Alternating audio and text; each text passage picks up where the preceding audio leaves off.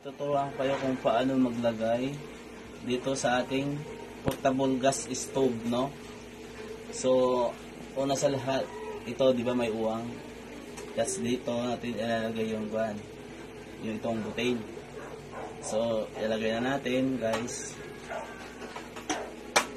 Yan. Kailangan yung ito nakapasok doon sa ito yung butas. Yung butas, tapos yung uwang nakataas yan. Dito lang sa taas siya. Yan. Pasok natin, tapos igano natin. Tapos yung uwang, yan, bitawan natin lang yan.